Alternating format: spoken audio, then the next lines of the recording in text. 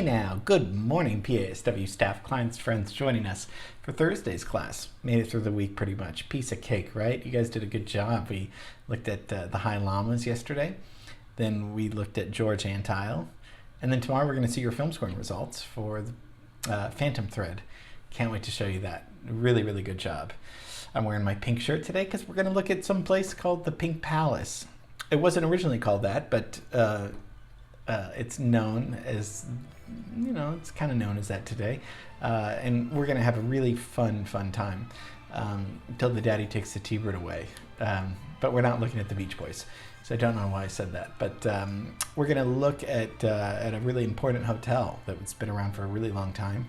And we're just going to relax. And we're going to, we were in England with the High Llamas, the English group that sounds like the Beach Boys. And so now we're going to go back to the town I love, you love, Lloyd loves, Bond loves, John and Megan love. We all love this city, this great city that we live in. Yes, there are problems, of course, but nonetheless, we should look at some of the beauty. And this is going to be just a very delightful class because it's full of beauty. We're going to look at the Beverly Hills Hotel.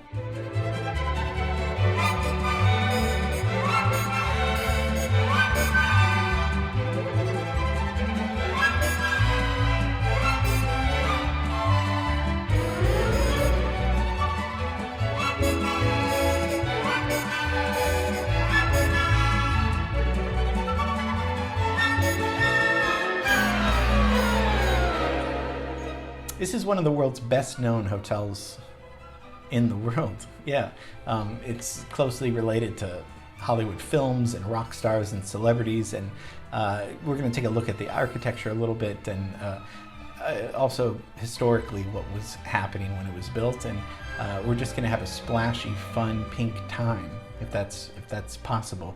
So let's get right into it. The hotel has 210 rooms. Suites, and then 23 little bungalows.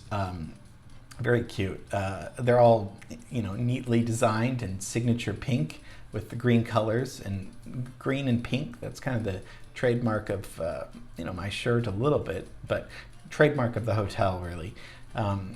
It was called the Pink Palace around 1948. It got that nickname, Pink, because it wasn't originally pink. Okay, so this hotel opens in 1912. This might be the earliest landmark that we have looked at. Let me bring up my free timeline and let's look at how far away this is. So I keep going to the Ambassador because that was a long time ago, way before Beverly Hills was even anything. Because as we've talked about, mostly downtown was where all the action was happening. Then with Bullock's Wilshire, it was like, whoa, you're going west now in Wilshire? Because we have the automobile, right? Not the car, the automobile. And with that, more people decided to go westward. But the hotel starts in 1912, 2 years before Beverly Hills even is incorporated into a city. Originally, it wasn't just rich white people. It was the Indians were there before. Tongva tribe. They were there and recognized it as an oasis. And this place, beautiful place that they call the Gathering of the Waters. So this was cool because this was in between downtown and the sea. That's kind of how it was originally conceived as, well, if we put this beautiful hotel here, it's halfway to the sea. The first house in Beverly Hills was 1907. So a few years later, we get the first hotel. And so by 1914, you get directors and actors. They start moving westward. They start moving into homes around Beverly Hills. And then, this beautiful mission style building comes to life because of the architect, Elmer Gray.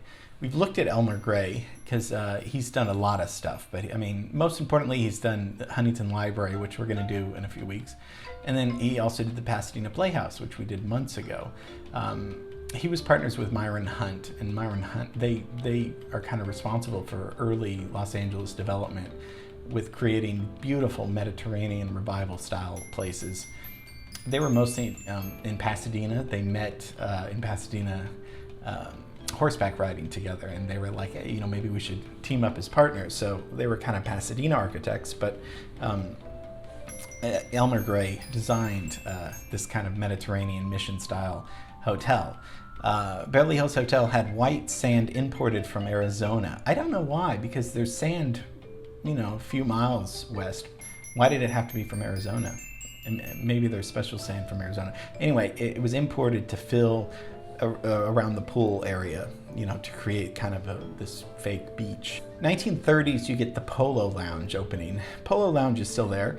I had one of my birthdays, just a small gathering there. It was very cool. We felt really important for about 30 minutes while we had drinks there. Very important. But it's really so cool to be in there. It's, that's where you get the power lunches, and it was a place to go for Hollywood stars to make deals, and it was just it was named after the polo fields that were there, and then the legendary pool that we just talked about was 1938, and that was the Sand and Pool Club. This is where Spencer Tracy and Katharine Hepburn met privately in Tracy's suite, and they would create their 25-year affair together.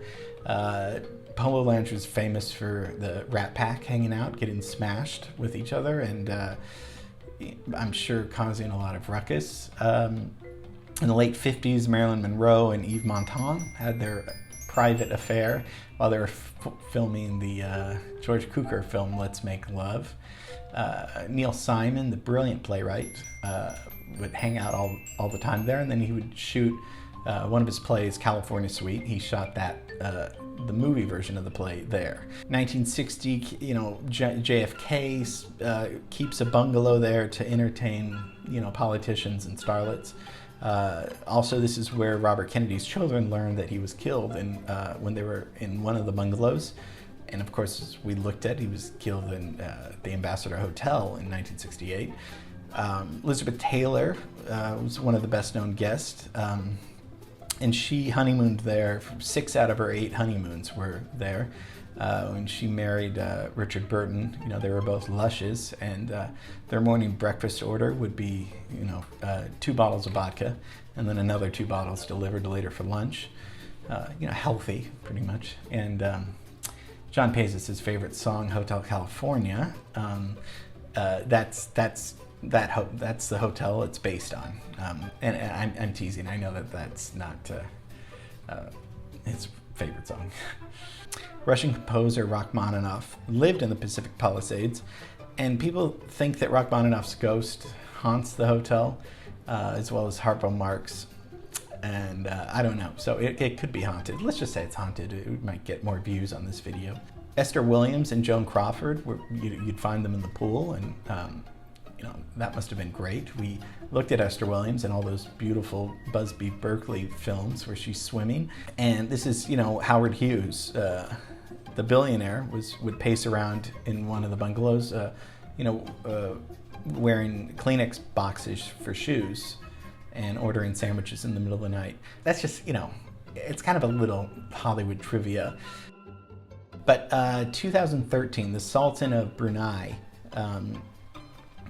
took it over, and he owns it now. So there's some controversy here. A lot of celebrities have boycotted the Beverly Hills Hotel because he has this ancient, Sharia law thing where, you stone gays, and you stone women and that have abortions, and you amputate. I mean, they're in a, I don't even, I don't want to get political, I'm not, but that kind of mentality is so backwards to me, and I'm sure to you too.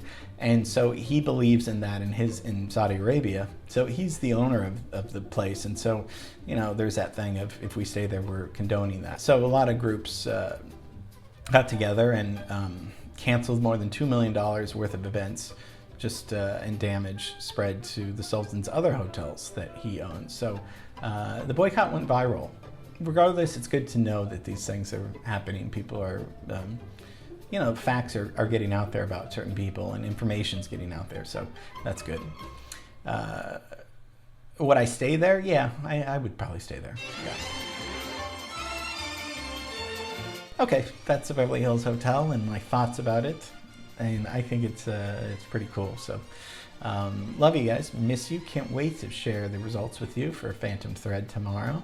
So make it a great rest of the day, and can't wait to see you tomorrow. Okay.